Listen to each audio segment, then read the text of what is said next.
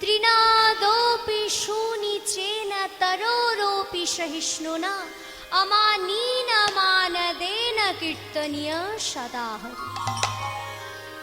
এই শ্লোকটা আপনারা কোথায় পাবেন? না চৈতন্য চরিতামৃত।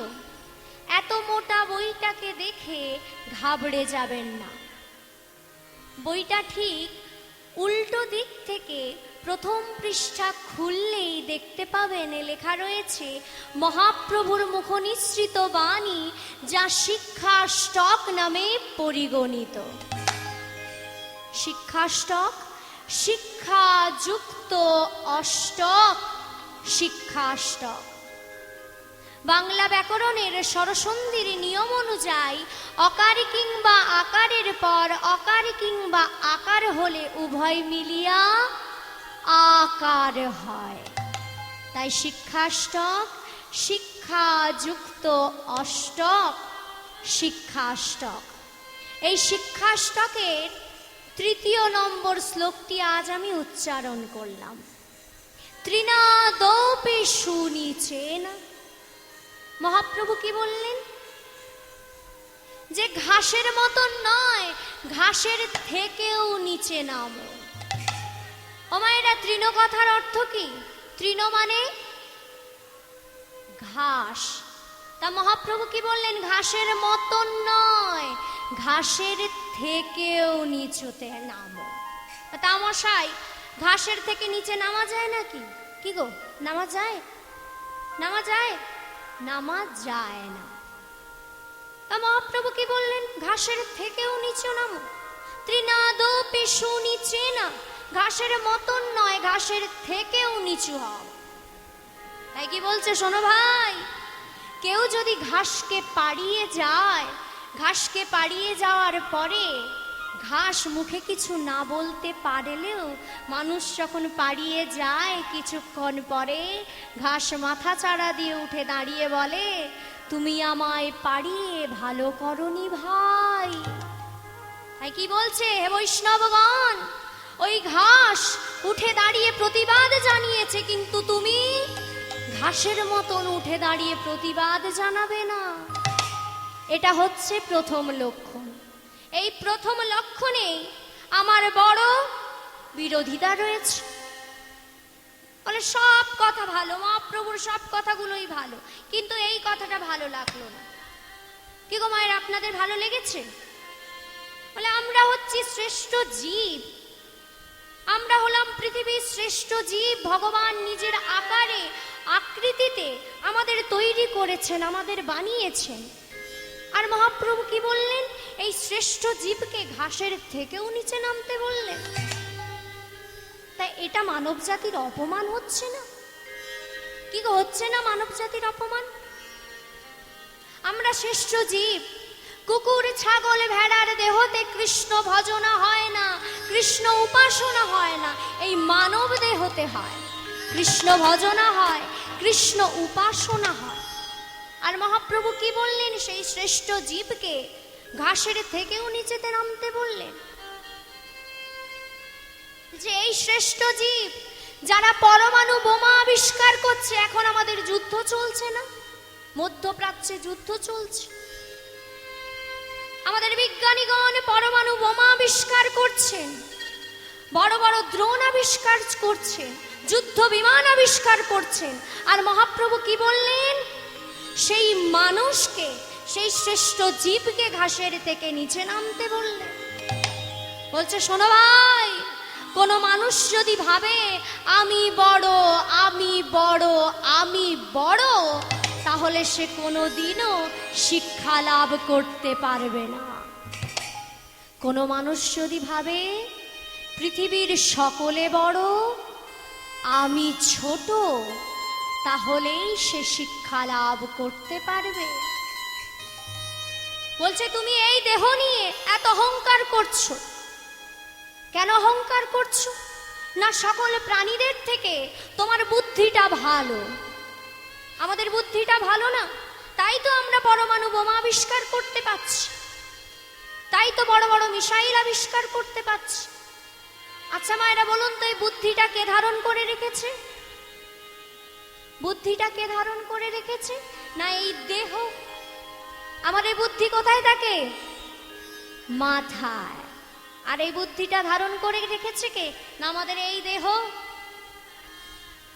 দেখুন, আগেকার দিনে মুনি ঋষিগণ কত দার্শনিক ছিলেন, ওনারা কত সহজভাবে বুঝিয়ে দিলেন, কত সহজ গল্পের মাধ্যমে বুঝিয়ে দিলেন। একটু মন দিয়ে শুনতে হবে, শুধু মন দিয়ে শুনতে হবে না, আমি যখন প্রশ্ন করব তখন একটু জোরে উত্তরও দিতে হবে। তাহলে মন দিয়ে গল্পটা শুনুন। একদিন হলো কি, একটা শিষ্য গেছে গুরুর কাছে। গুরুর কাছে গিয়ে বলছে, গুরুদেব, গুরুদেব আমায় দীক্ষা দিন। তখন গুরুদেব বলছেন, না না, আমি তোকে দীক্ষা দেব না। আর শিষ্য তো ছাড়ার পাত্র নয়, বলে দীক্ষা দেবেন না? না না, আমায় দীক্ষা দিতেই হবে। তখন গুরুদেব বলছে, শোন, আমি তোকে দীক্ষা দিতে পারি, কিন্তু তুই আমার একটা কাজ করে দে। বলে কি কাজ বলুন? দীক্ষা তো দিতে গেলে গুরু দক্ষিণা দিতে হয়। কি গো, গুরু দক্ষিণা দিতে হয় না? বলে শোন, আমায় গুরু দক্ষিণা স্বরূপ পৃথিবীতে সব থেকে খারাপ যে জিনিসটা রয়েছে সেটা এসে আমার হাতে গুরু দক্ষিণা হিসেবে তুলে দে। শিষ্য ভাবছে, কেমন গুরু রে বাবা? প্রত্যেকটা গুরু চায় সব থেকে ভালো জিনিস কি আছে সেটা দিতে, আর এ গুরু কি চাইছে না সব থেকে খারাপ জিনিস কোনটা সেটা এসে আমার হাতে তুলে দে। শিষ্য গেছে একটা দোকানদারের কাছে। দোকানদারের কাছে গিয়ে বলছে, দোকানদার, আমায় খারাপ জিনিস দেখান, সব থেকে খারাপ জিনিস। দোকানদার বলছে, দেখো বাবা, খারাপ জিনিস রয়েছে, তার থেকেও খারাপ জিনিস রয়েছে, তার থেকেও খারাপ জিনিস রয়েছে, কিন্তু সব থেকে খারাপ জিনিসটা যে কি সেটা আমি কিছুতেই খুঁজে পাচ্ছি না। যেটাই খারাপ বলে হাত দিতে যাচ্ছি তার মধ্যে কিছু না কিছু গুণাগুণ রয়েছে। শিষ্য সারা পৃথিবী ভ্রমণ করে দেখেছে, যেতে হাত দিতে যায় খারাপ বলে সেটা থেকে কিছু না কিছু গুণাগুণ বেরোয়। আমায়রা, যা লেখা রয়েছে আমি তাই বলছি, কেউ কিন্তু কিছু মনে করবেন না। আর মহারাজদের বলছি, আমার অপরাধ নেবেন না, যা লেখা রয়েছে আমি তাই বলছি। একদিন হলো কি, সকালবেলা ওই শিষ্য মলত্যাগে বসেছে। মলত্যাগে বসে বসে ভাবছে, এই যে আমার পায়ুদেশ থেকে যে বৃষ্ঠা নির্গত হচ্ছে, এই বৃষ্ঠার থেকে খারাপ জিনিস তো আর কিছু হতে পারে না। আচ্ছা মায়েরা বলুন তো, বৃষ্ঠা কি? বৃষ্ঠা কি বাবারা? বৃষ্ঠা কথার অর্থ, হ্যাঁ, একদম গ্রাম্য ভাষায় যেটাকে বলি পায়খানা। শিষ্য পায়খানা করতে করতে ভাবছে, এই পায়ুদেশ থেকে যে আমার বৃষ্ঠাটা নির্গত হচ্ছে এর থেকে তো আর খারাপ জিনিস কিছু নয়, আমি আমার গুরুদেবকে এটাই গুরু দক্ষিণা হিসেবে দেব। যেমন ভাবনা তেমন কাজ। শিষ্য যত্ন করে তুলতে এসেছে নিজের বৃষ্ঠা তুলতে এসেছে। তা যে বৃষ্ঠা তুলতে এসেছে অমনি একটা বিকট চিৎকার হলো, বলে সাবধান। কে বলে? কে কথা বলে? বলে আমি তোমার বৃষ্ঠা কথা বলছি। বলে বৃষ্ঠা আবার কথা বলে নাকি? বলে প্রয়োজনে পড়লে বলে বই কি। বলে প্রয়োজন পড়লে বৃষ্ঠাও কথা বলে। বলে বৃষ্ঠা কি বলছে? শোনো ভাই, এতদিন তুমি আমায় ত্যাগ করে চলে গেছো, একদিনও ঘুরেও তাকাওনি, তা আজ তোমার কি হলো আমায় এত যত্ন করে তুলতে এসেছো? তখন শিষ্য বলছে, ওগো ভাই, আমি কি এমনি এমনি এসেছি? আমার দায়ে পড়েছে তাই এসেছি। তাহলে শোনো, তোমায় বলি গল্প। আমি আমার গুরুদেবের কাছে গেছিলাম, গুরুদেবকে বলেছি গুরুদেব দীক্ষা দিন, কিন্তু গুরুদেব বলল, শোনো, তোমাকে আমি দীক্ষা দিতে পারি, কিন্তু এই পৃথিবীতে সব থেকে খারাপ জিনিস যেটা রয়েছে সেটা গুরু দক্ষিণা হিসেবে দিতে হবে। ওগো বৃষ্ঠা, তোমার থেকে তো খারাপ জিনিস এই পৃথিবীতে আর কিছু নাই, তাই আমি তোমায় গুরুদক্ষিণা হিসেবে দিতে এসেছি, তাই এত যত্ন করে তুলতে এসেছি।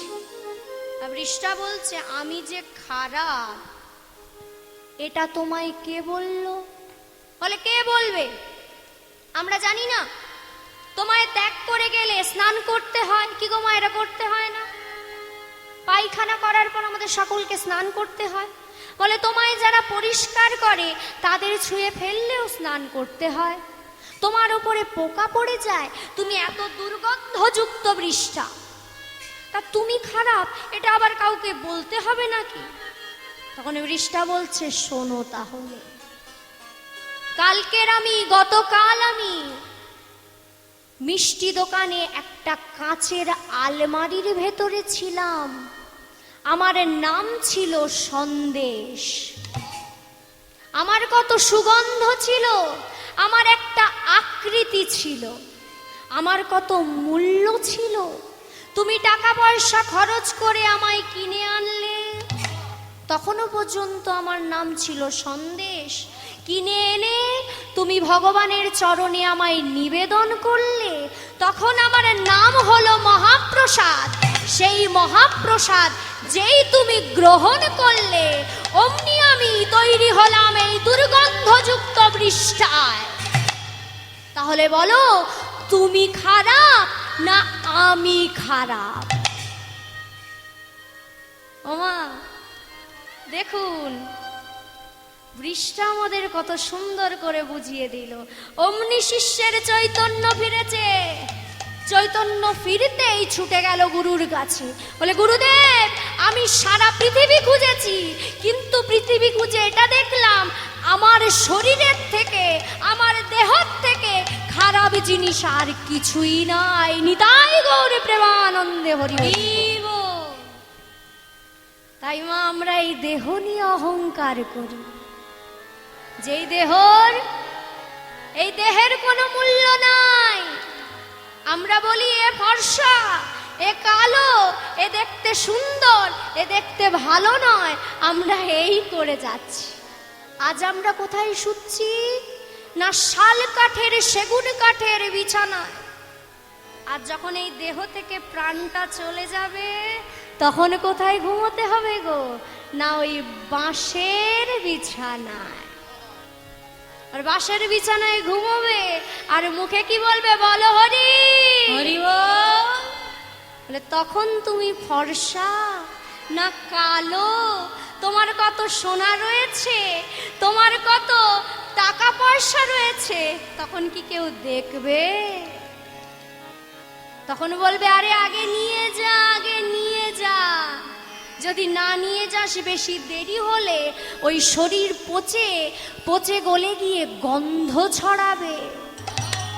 তাই তাড়াহুড়ো করে তখন নিয়ে যাবে। আর সেই দেহ নিয়ে আমরা বসে রয়েছি, শুধু দেহের অহংকার করছি। দেখুন মায়েরা, আমাদের মনে এত মলিনতা রয়েছে, এত পাপ তাপ রয়েছে, তাই কত সুন্দর গান কবি রচনা করেছে। পঞ্চকবির মধ্যে একজন কবি হলেন রজনীকান্ত সেন। ওনার লেখা কত সুন্দর গান দেখুন, যে গান আমরা প্রার্থনা সঙ্গীত হিসেবে স্কুলে গেয়েছি। আমি গাইলেই আপনারা বুঝতে পারবেন। সকলে করতালি দিয়ে আমরা একসঙ্গে গাইব। তুমি নির্মল করো মঙ্গল করে, মলিন মর্ম মোছায়। তুমি নির্মল করো মঙ্গল করে, মলিন মর্ম মোছায়। তুমি নির্মল করো মঙ্গল করে, মলিন মর্ম মোছায়। আস্তে আস্তে মায়েরা কি বলছে? তুমি নির্মল করো মঙ্গল করে, মলিন মর্ম মুছায়। আচ্ছা, নির্মল করার অর্থ কি? নির্মলের অর্থ পরিষ্কার করা। মঙ্গল করে, করে শব্দের অর্থ, কর শব্দের অর্থ এখানে কর মানে ট্যাক্সও নয়, কর মানে ভারবো নয়, কর শব্দের অর্থ হাত। বাবা ঠিক বলেছে।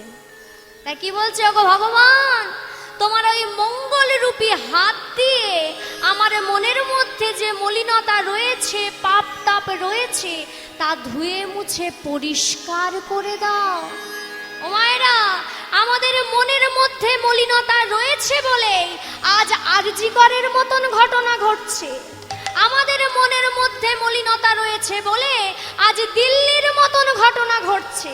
আমাদের মনের মধ্যে মলিনতা রয়েছে বলে আজ কাকদ্বীপের মতন ঘটনা ঘটছে। আমাদের মনের মধ্যে মলিনতা রয়েছে বলেই আজ পার্ক স্ট্রিটের মতন ঘটনা ঘটছে। আমাদের মনের মলিনতা দূর নেই বলে, পরিষ্কার নয় বলে আজ আমাদের এত অধঃপতন। তাই কবি কত সুন্দর গানের মাধ্যমে আমাদের কত বছর আগেই বুঝিয়ে গেছে। কিন্তু দেখুন, আমরা গান সকলে গাই, এই গানটা আমরা প্রার্থনা সঙ্গীত হিসেবে গেয়েছি, কিন্তু এই গানের যে মর্মার্থ সেটা আমাদের সকলের জানা নাই, কারণ আমরা এই গানের মর্মার্থ খুঁজতে যাইনি। তাই তো আজ এত অধঃপতন। কত সুন্দর গান দেখুন, তুমি নির্মল করো মঙ্গল করে মলিন মর্ম মুছে।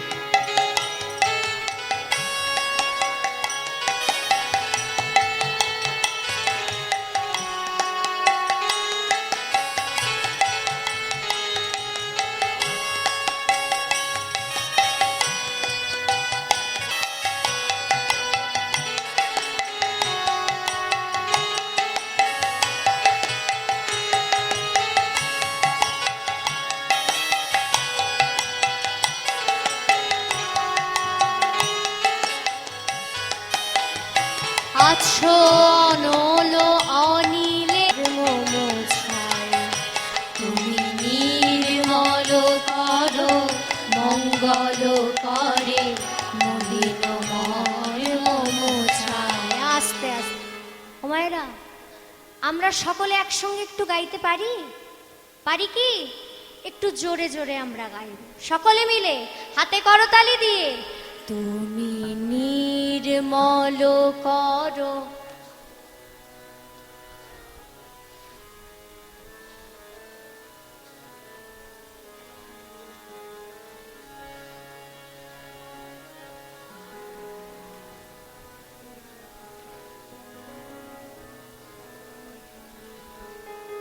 বাহ, আমার খুব ভালো লেগেছে যে আমাদের মেদিনীপুরের মানুষজন শুধু পড়াশোনায় ফার্স্ট তা নয়, সুরেও ফার্স্ট। সবাই কত সুন্দর সুরে গাইছেন। তাই আবার আমরা সকলে একসঙ্গে তালে তালে গাইব। তুমি নির্মল করো মঙ্গল করে মলিন মর্ম মোছায়, তুমি নির্মল করো মঙ্গল করে মলিন মর্ম মোছায়, তুমি নির্মল করো মঙ্গল করে মলিন মর্ম মোছায়। তাই এই দেহ নিয়ে অহংকার করে কোনো কাজ নাই। মনের মধ্যে যে মলিনতা রয়েছে সেটা আগে ধুয়ে মুছে সাফ করো, তবেই তুমি হতে পারবে ভক্ত, তবেই তুমি কৃপা পাবে। স্বামীজির কৃপা পাবে, রাধারানীর কৃপা পাবে, আমাদের কলিযুগের ভগবান গৌর সুন্দরের কৃপা পাবে।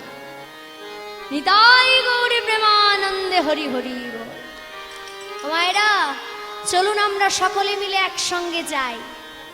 নদিয়া নবদ্বীপে আমার প্রাণে গৌর হরি কেমন করে হরিনাম প্রচার করছেন, হরিনাম গাইছেন, প্রেম বিতরণ করছেন। আমরা সকলে মিলে গাই একসঙ্গে, সকলে মিলে দেখে আসি। তোরা প্রেম নিবিয়া,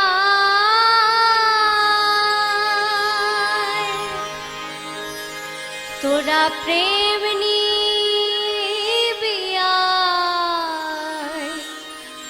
বদন ভরে বলে রে হরি নাম তোরা প্রেম নিবিয়ায় বদন ভরে বলে রে হরি নাম তোরা প্রেম নিবিয়ায় বদন ভরে বল রে হরি নাম তোরা প্রেম নিবিয়ায় বদন ভরে নিতাই ডাকে আমার নিতাই ডাকে আয় আয় প্রাণ ও প্রাণ গৌর ডাকে আয় আমার নিতাই ডাকে আমার নিতাই ডাকে আয় আয় প্রাণ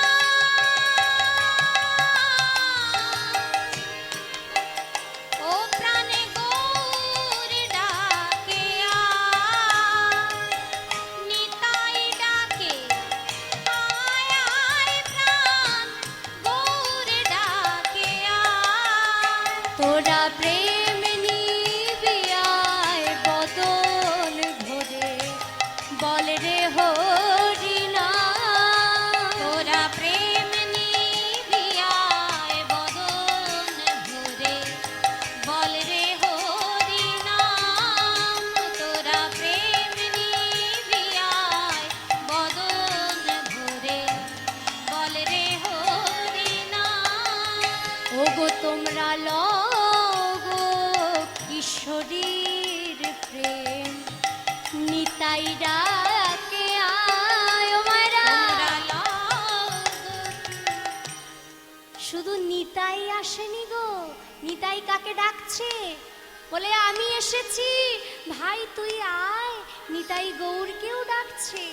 ওগো তোমরা লগো কিশোরীর প্রেম নিতাই ডাকে আয় তোমরা লগো কিশোরীর প্রেম নিতাই ডাকে আমার নিতাই ডাকে আয় আয় প্রাণ গৌর ডাকে আয় আমার নিতাই ডাকে আয় আয় প্রাণ ও প্রাণ গৌর ডাকে আয় তোরা প্রেম নিবিয়ায় বদন ভরে বল রে হরি নাম তোরা প্রেম নিবিয়ায় বদন ভরে বল রে হরি নাম তোরা প্রেম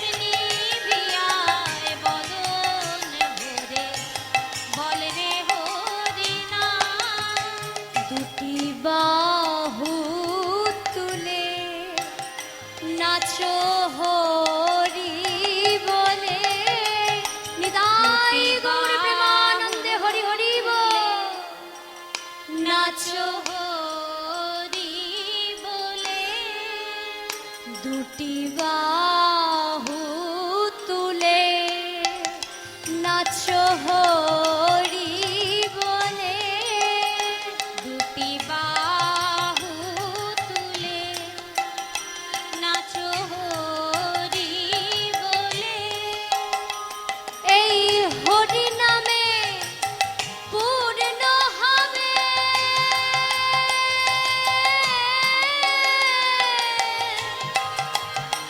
তোদের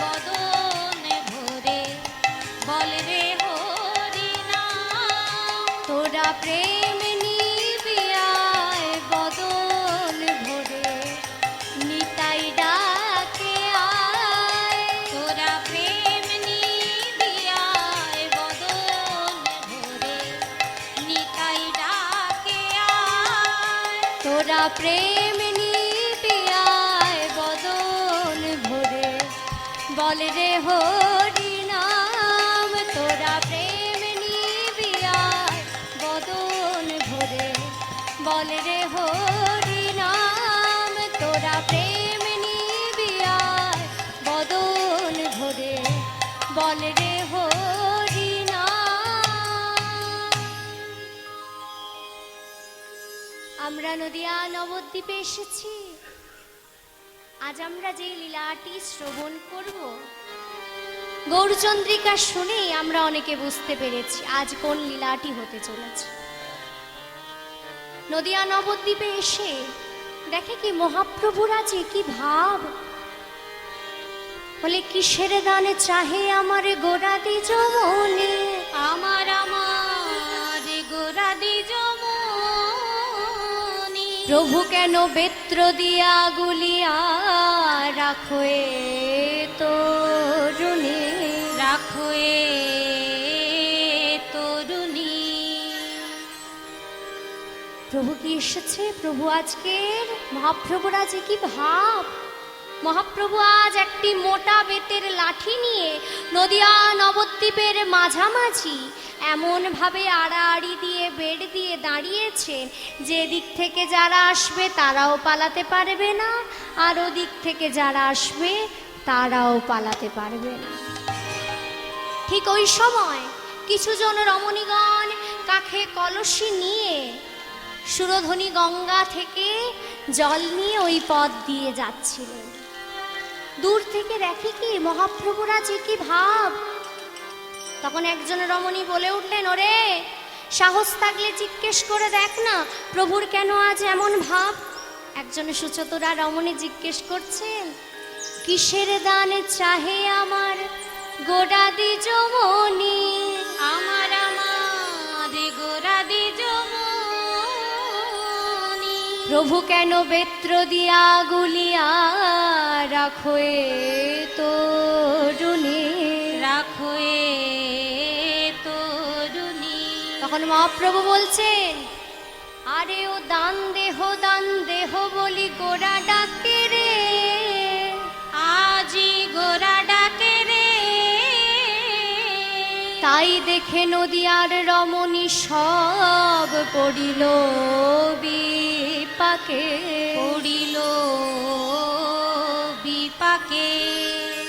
মহাপ্রভু কি চাইছেন, বলে দান দাও দান দাও, দান দাও দান দাও, দান দাও দান দাও, দান দাও দান দাও, ভাবা বেশে গৌর বলে দান দাও দান দাও, ভাবা বেশে গৌর বলে দান দাও দান দাও, ভাবা বেশে গৌর বলে দান দাও দান দাও, ভাবা বেশে গৌর বলে দান দাও দান দাও, আজি ভাবা বেশে গৌর বলে হৃদয় গৌর আনন্দ হরি হরি বল, দান দাও দান দাও, ভাবা বেশে গৌর বলে, দান দাও দান দাও, ভাবা বেশে গৌর বলে দান দাও দান দাও, দান দাও দান দাও, দান দাও। দান দাও। এই যে দাঁড়াও দাঁড়াও দাঁড়াও, তখন থেকে দেখছি খোল বাজছে, করতাল বাজছে, আর মহাপ্রভু কি বলছেন না দান দাও দান দাও দান দাও। ও মায়েরা, দান শব্দের অর্থ কি গো? দান শব্দের অর্থ, দান মানে কি না দান মানে দেওয়া, আর দাও মানে দাও, দেওয়া দাও, এটা আবার কোনো কথা হলো নাকি? বলে মহাপ্রভু বাংলা ডিকশনারি ভুলে গেলেন নাকি? আমরা শুনেছি মহাপ্রভু বড় পণ্ডিত ছিলেন, তর্কে কেশব কাশ্মীরকে হারিয়েছে। আর মহাপ্রভু আজকের কি বলছেন না দান দাও দেওয়া দাও। বলে ওগো কলির জীব, তোমরা তোমাদের ক্ষুদ্র বুদ্ধি দিয়ে বিচার করছো দান শব্দের অর্থ দেওয়া, কিন্তু প্রাচীন ডিকশনারি খুললে দেখতে পাবে B to B, Bangla to Bangla dictionary খুললে দেখতে পাবে দান শব্দের অর্থ দেওয়া নয়, দান শব্দের অর্থ কর, শুল্ক, যাকে আমরা ইংরেজিতে বলি ট্যাক্স। মহাপ্রভু কি চাইছেন? দান শব্দের অর্থ কর, কর দাও, দান দাও, মহাপ্রভু কর চাইছেন। তখন রমণীগণ বলছেন, ওগো মহাপ্রভু, কর যদি আমাদের দিতেই হয় তাহলে আমরা রাজা হোসেন শাহকে কর দেব, মলয় চাঁদ কাজীকে কর দেব, তোমায় কেন কর দেব? তুমি কীর্তনের জন্য 2-1 পয়সা চাও, তোমায় ভিক্ষা দিতে পারি, কিন্তু কর আমরা তোমায় দেব না। তখন মহাপ্রভু বলছেন, ওগো কলির জীব, ওগো কলির জীব, আমি তোমাদের কাছে কি করে চাইছি জানো? আমি কি করে চাইছি জানো?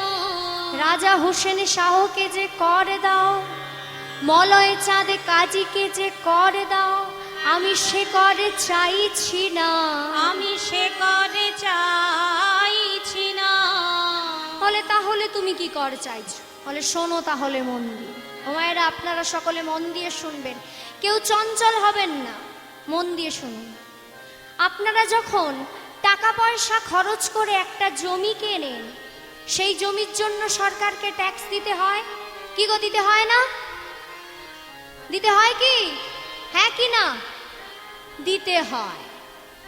আবার সেই জমির ওপরে টাকা পয়সা খরচ করে যখন বাড়ি তৈরি করেন, সেই বাড়ির জন্য কর দিতে হয়। দিতে হয় না? দিতে হয়। তুমি নিজে টাকা পয়সা খরচ করে জমি কিনেছো, তার জন্য সরকারকে ট্যাক্স দিচ্ছ। আবার সেই জমির ওপর বাড়ি তৈরি করেছো, তার জন্য সরকারকে ট্যাক্স দিচ্ছ। কিন্তু ভগবান যে তোমায় এত সুন্দর দেহ বাড়িটা তৈরি করে দিয়েছে, যেই দেহ বাড়ি নিয়ে আমি আজ আছি হলদিয়া, কাল যাব কলকাতা, পরশু যাব বীরভূম, তারপর যাব ঝাড়খণ্ড, উড়িষ্যা, এইভাবে ঘুরে বেড়াচ্ছি। টাকা পয়সা খরচ করে যে বাড়িটা তৈরি করেছো, সেই বাড়ি এক জায়গা থেকে আরেক জায়গায় নিয়ে যেতে পারো? পারো? পারো না। কিন্তু ভগবান যে এত সুন্দর দেহ বাড়িটা তৈরি করে দিয়েছে, এই দেহ বাড়ি নিয়ে তুমি এক জায়গা থেকে আরেক জায়গায় যেতে পারো। এই দেহ বাড়িতে কি রয়েছে? বাড়ি তৈরি করতে গেলে বাড়িতে কি কি থাকে গো মায়েরা? একটা রুম থাকে, আবার রুমের জানালা দরজা থাকে। তা আমাদের দেহ বাড়িতে 8খানা ঘর রয়েছে, 9খানা জানালা দরজা রয়েছে। যদি বলেন 8খানা ঘর কোথায় কোথায়? 8খানা ঘর হচ্ছে আমাদের মাথায় ব্রহ্মলোক, 1000 পাপড়িযুক্ত একটি পদ্ম ফুল যেটা রয়েছে আমাদের মাথায়, আর একটি পদ্ম ফুল আমাদের ভ্রুর মাঝখানে, আর একটি রয়েছে আমাদের গলায়, একটি রয়েছে আমাদের হৃদয়ে, একটি রয়েছে আমাদের নাভিতে, আর একটি রয়েছে নাভির নিমে, আর দুটি রয়েছে মৃদগ্র মৃদমূলে। তাহলে কটা পদ্ম ফুল, কটা ঘর হলো? কটা ঘর? এই মরেছে।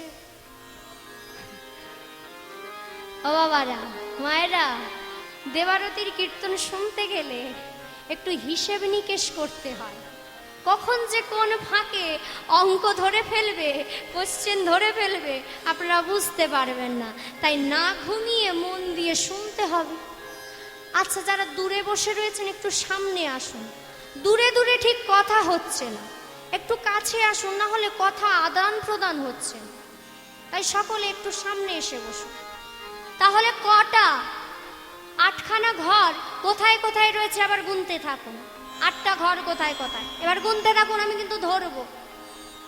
1000 পাপড়িযুক্ত একটি পদ্ম ফুল যেটা মাথায় রয়েছে, আর একটি পদ্ম ফুল দুটো ভ্রুর মাঝে রয়েছে, একটি পদ্ম ফুল গলায় রয়েছে, একটি পদ্ম ফুল হৃদয়ে রয়েছে, একটি পদ্ম ফুল নাভিতে রয়েছে, একটি পদ্ম ফুল নাভির নিচে রয়েছে, দুটি পদ্ম ফুল মেদগ্র মেদমূলে রয়েছে। তাহলে কটা পদ্ম ফুল হলো? কটা? কটা হলো গো? 9টা? কি গো 9টা? 9টা হয়েছে? বলে এরা তো আর ভুল বলবে না। বলে এরাই বড় ডাহা, মিথ্যে কথা বলে, যত ভুলভাল হিসেব এরা বসে বসে করছে, এদের কথা একদম বিশ্বাস করবে না। তোমরা কটা গুনেছো বলো? কটা গুনেছো? কটা? 8টা। একদম এদের কথা বিশ্বাস করবে না, বড় অনুরাগী ভক্ত। আপনারা হিসেব নিকেশ করতে থাকুন। এ তো গেল 8খানা ঘরের কথা। ঘর করেছেন, যদি জানালা দরজা না করেন সে ঘরে থাকতে পারবেন? সে ঘরে থাকা যাবে না। তাহলে 8খানা ঘরে 9খানা জানালা দরজা। 9খানা জানালা দরজা কোথায় কোথায় রয়েছে এবার গুনতে থাকুন।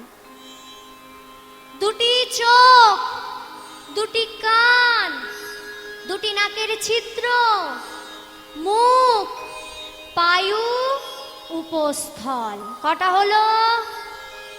কটা? 9টা হয়েছে? হয়েছে 9টা? না, 9টা হয়নি। হয়নি 9টা? তা আবার গুনুন। এবার হাতটা উপরে তুলে গুনুন।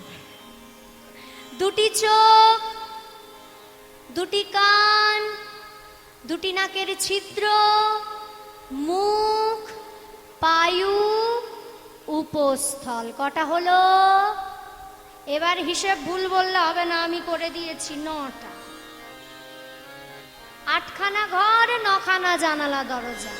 আচ্ছা মায়েরা, আজকালকার দিনে যারা ঘর বাড়িতে হাত দিয়েছেন, যদি খুব কম করে ধরি, একটা ঘর বানাতে 1 লাখ টাকা, তাই না? তাহলে 8খানা ঘর কত লাখ?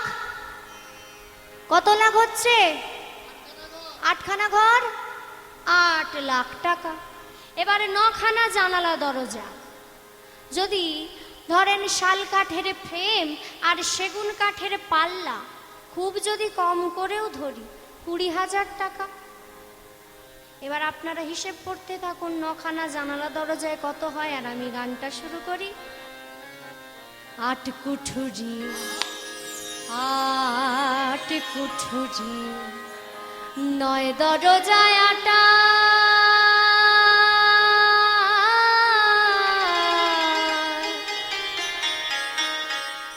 ও তার মাঝে মাঝে 6 কাকাটা। 8 কুঠুরি, 8 কুঠুরি, 9 দরজায় 8টা,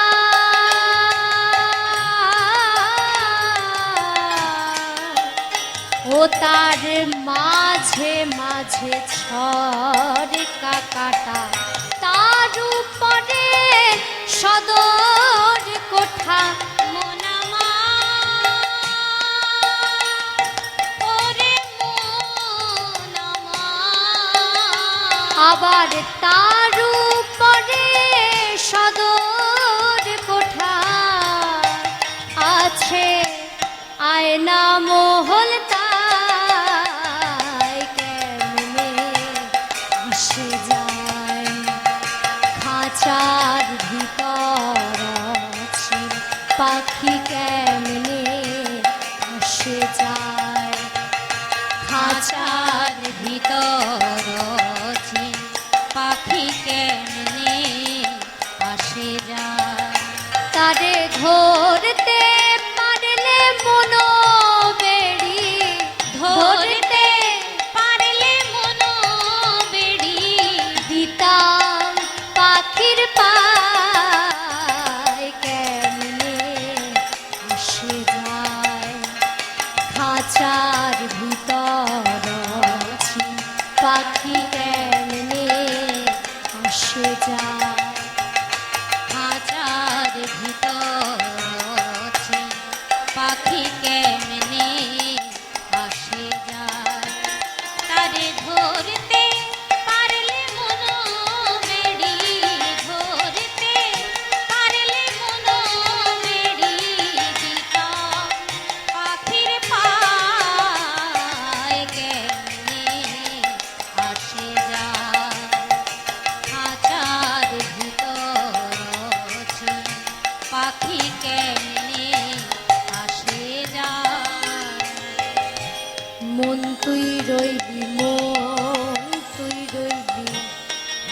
ছাড়ি আসে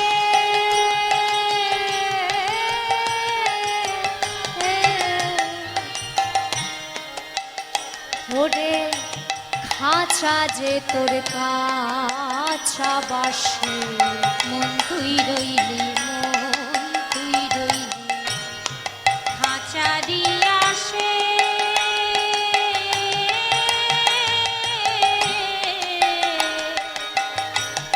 খাঁচা যে তোর কাছা বাসে। ও মায়েরা, আজকালকার দিনে বলতে লজ্জা নাই, আমাদের খাওয়া খরচের থেকে মাখা খরচ একটু বেশি হয়েছে। কি গো, হয়েছে না? শীতকালে এক ধরনের শ্যাম্পু, গরমকালে এক ধরনের শ্যাম্পু, শীতকালে এক ধরনের তেল, গরমকালে এক ধরনের তেল, শীতকালে এক ধরনের সাবান, গরমকালে এক ধরনের সাবান। এই নিয়ে খাওয়া খরচ যত না হয়েছে, তার থেকে মাখা খরচে বেশি হয়ে দাঁড়িয়েছে। খাওয়া খরচ যদি 1000 টাকা হয়, মাখা খরচ দাঁড়িয়েছে 2000 টাকা। কি গো, হয়েছে না? আজকাল আমি বলছি তো, আমিও তো খাওয়া খরচের থেকে মাখা খরচ বেশি করছি না? করছি তো আমরা। তাই কি বলছে, ওরে মন, তুই যাকে এত সাবান শ্যাম্পু তেল দিয়ে যত্ন করছিস, সেটা হচ্ছে খাঁচা। কিন্তু খাঁচার ভেতরে যে পাখিটা রয়েছে, পাখিটা কি গো? আমাদের আত্মা যে অনাহারে অনিদ্রায় মারা যাচ্ছে, আমরা কোনো খোঁজ নিচ্ছি না। খাঁচার ভেতরে যে পাখিটা রয়েছে তার খোঁজ নিচ্ছি না, শুধু এই খাঁচা নিয়েই আমরা পড়ে রয়েছি। তাই কি বলছে, মন তুই রইলি, মন তুই রইলি, খাঁচারি আসে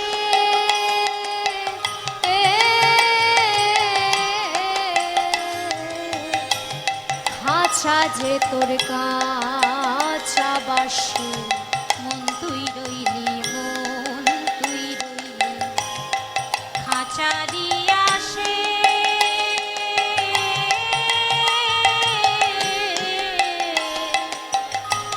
খাঁচা যে তোর কাছা বাসে।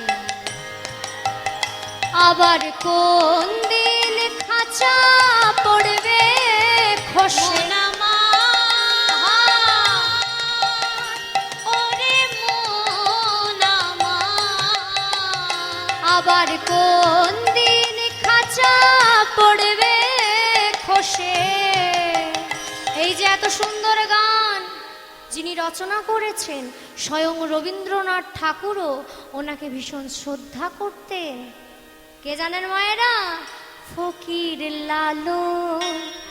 ভেবে তাই কেমনে আসে যায় খাঁচার ভিতর আছে, পাখি কেমনে আসে যায় তারে ধরে